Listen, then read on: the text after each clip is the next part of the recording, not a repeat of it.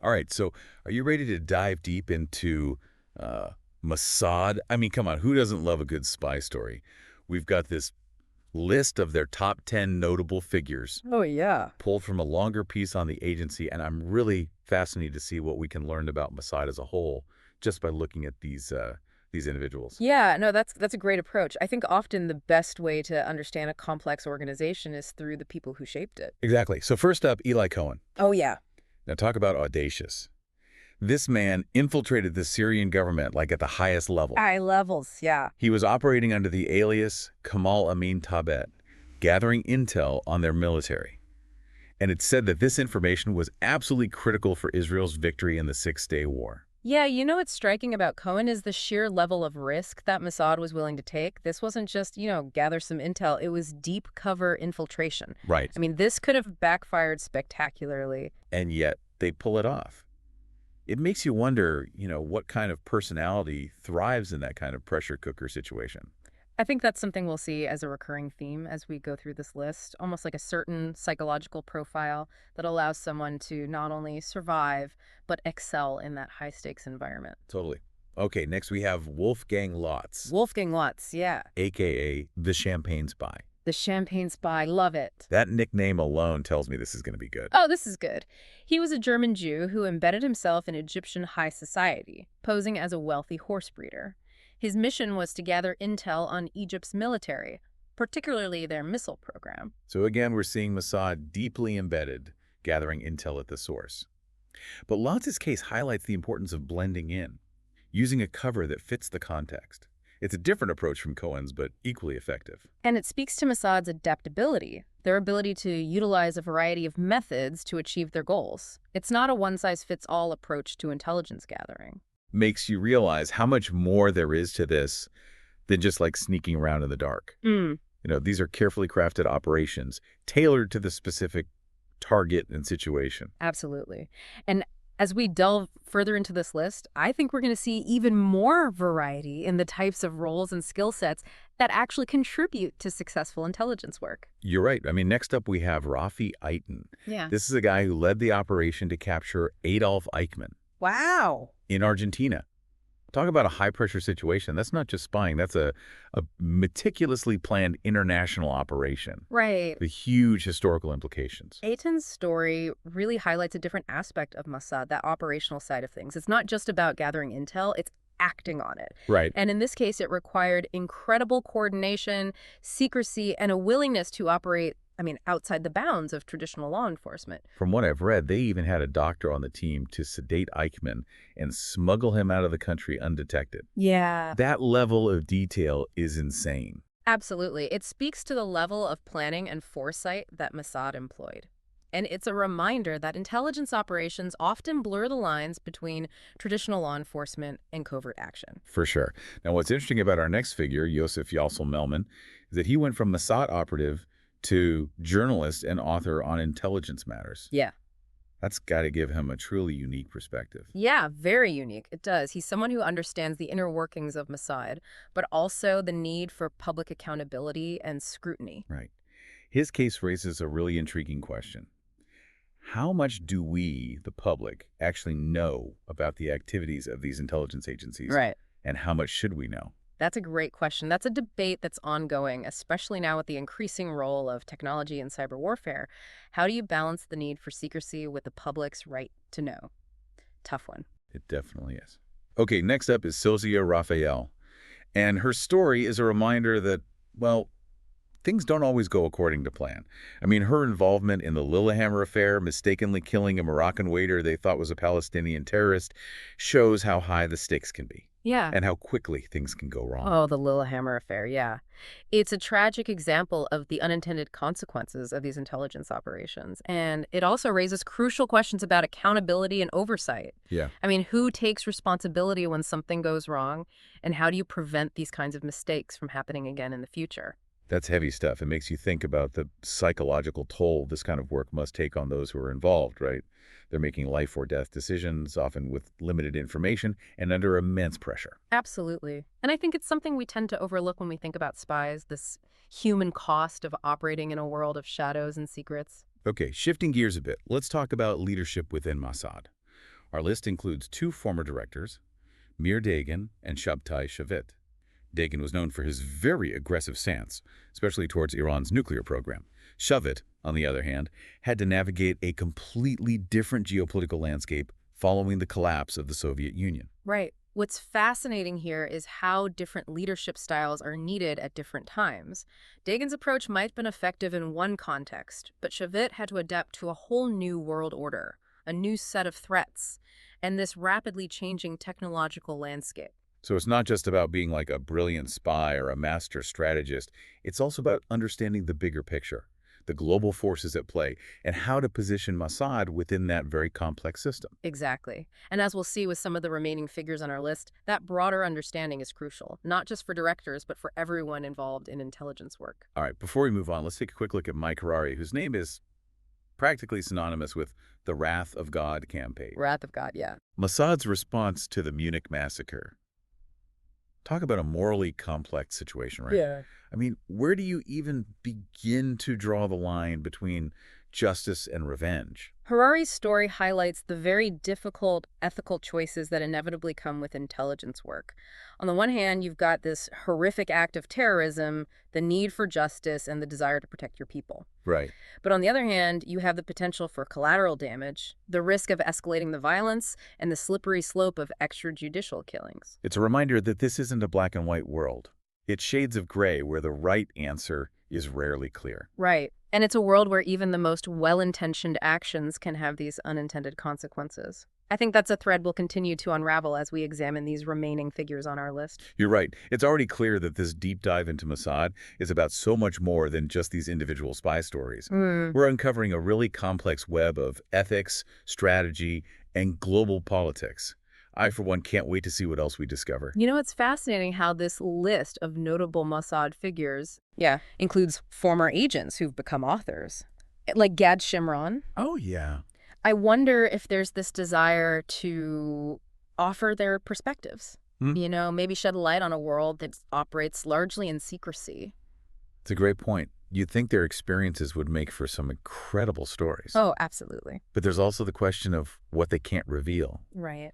That line between sharing insights and protecting classified information must be a tricky one to navigate. Definitely. And it raises a broader question. I mean, how do we as outsiders even begin to understand an organization like Mossad when so much of what they do remains hidden? Right. We're essentially piecing together a puzzle with missing pieces. Missing pieces, for sure. It makes you realize that our perception of Mossad and intelligence agencies in general is largely shaped by what they choose to reveal. Right. Not necessarily the full picture. Exactly. Well.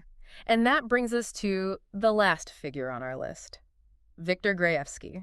He might not be a spy in the traditional sense, but his contribution was pivotal. He was the journalist who provided Khrushchev's secret speech. Okay. This document that sent shockwaves through the Cold War.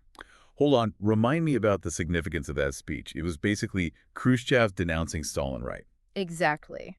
It exposed the brutality of Stalin's regime and had a profound impact on the Soviet Union and the global communist movement. Right. It's a prime example of how intelligence doesn't always come from these undercover operatives. Right. Sometimes it's about access to key information, regardless of the source.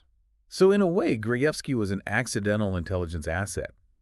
Kind of, yeah. It really challenges our assumptions about where valuable intel can come from and how it can shape global events. Absolutely. And it brings us back to that idea of adaptability that we talked about earlier. Right. Mossad and any successful intelligence agency needs to be able to capitalize on opportunities, whether it's a deep cover operative like Cohen or a well-connected journalist like Grayevsky. It also highlights the fact that intelligence work isn't static. The world's constantly changing. It is, yeah. Technology is advancing at an incredible pace. It is. And those changes inevitably impact how these agencies operate. They do. It makes you wonder how Mossad, an organization steeped in tradition and secrecy, adapts to those technological advancements. It's a fascinating question.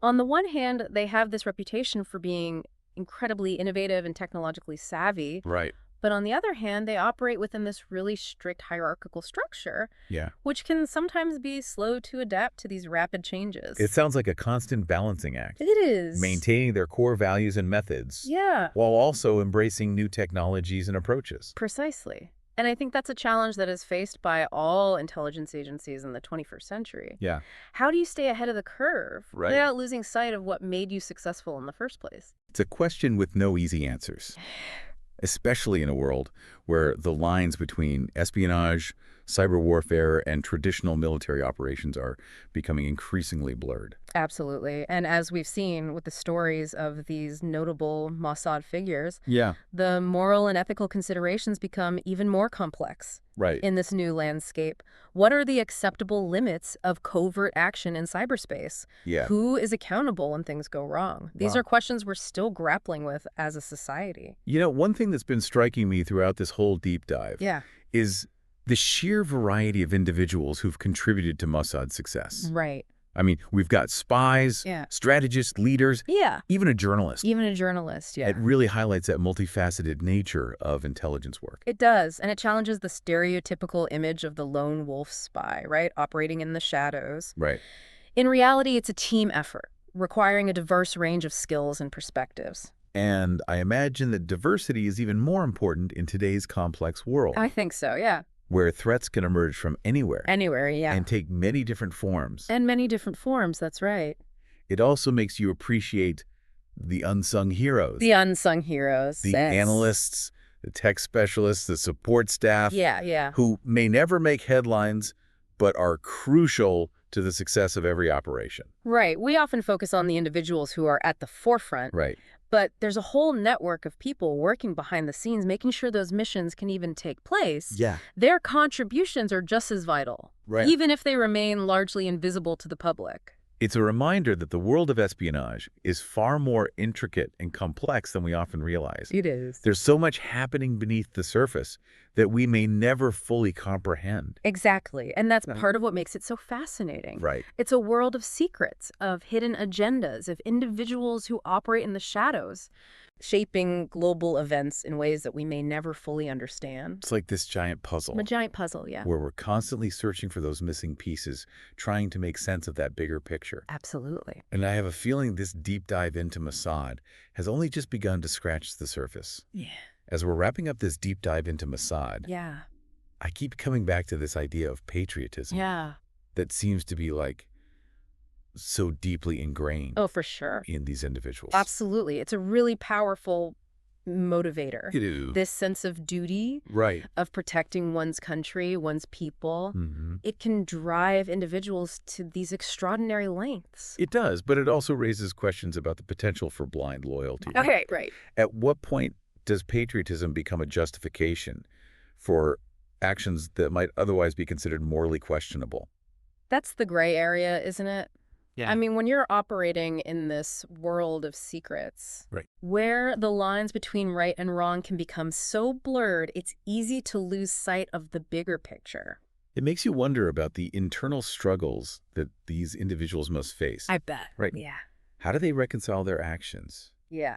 with their own personal moral compass? I think that's something we can only speculate about. Yeah. We can look at their actions, their decisions, the outcomes of their operations, Right. but ultimately we can never really fully understand that internal conflict, Right. the weight of those choices. And that brings us back to like the fundamental challenge of trying to assess Mossad's legacy. It is, yeah. We're trying to understand this organization that operates largely in secrecy, Right. based on limited information and often these like conflicting accounts. It's like we're trying to put together this puzzle with half the pieces missing. Right. You can make these educated guesses, Yeah. draw conclusions based on the available evidence, Right. but that full picture is probably going to remain elusive. Yeah. It also makes you realize that history is rarely objective. It isn't, no. Right. It's shaped by perspectives, by agendas, by those who control the narrative. And when it comes to these intelligence agencies, that control is even more pronounced.